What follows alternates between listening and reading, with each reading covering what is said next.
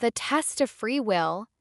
Milton's Garden of Eden is depicted as a perfect, idyllic sanctuary where Adam and Eve enjoyed harmonious existence, devoid of pain, disease, or want. They were perfectly aligned with God's will, their every need provided, their days filled with innocent delight and purposeful labor tending the garden. Delicious paradise. With many a rill watered the garden. Their communion with God was direct and unmarred, and they possessed pure consciousness, untainted by material contamination.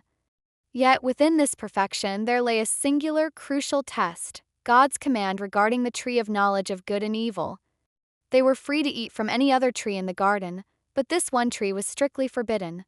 Of the fruit of each tree in the garden we may eat, but of the fruit of this fair tree amidst the garden God hath said, Ye shall not eat thereof, nor shall ye touch it, lest ye die. The nature of free will. This single prohibition, far from being an arbitrary restriction, was a constant reminder of Adam and Eve's free will.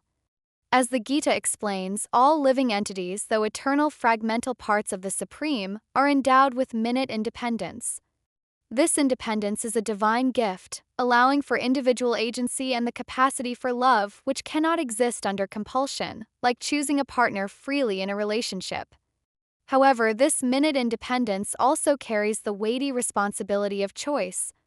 Adam and Eve were not pre-programmed automatons.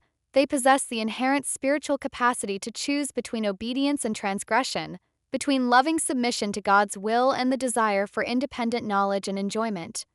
My father often referenced the Gita's foundational statement about how divine wisdom was transmitted through a chain of qualified teachers. This chain of transmission implies that divine instruction is always available and paramount. Adam and Eve were given direct instruction, a clear boundary established by their Creator. To transgress this boundary was not a minor oversight but a profound spiritual transgression, an attempt to usurp God's prerogative to determine good and evil, to become, as Satan promised, as gods knowing good and evil.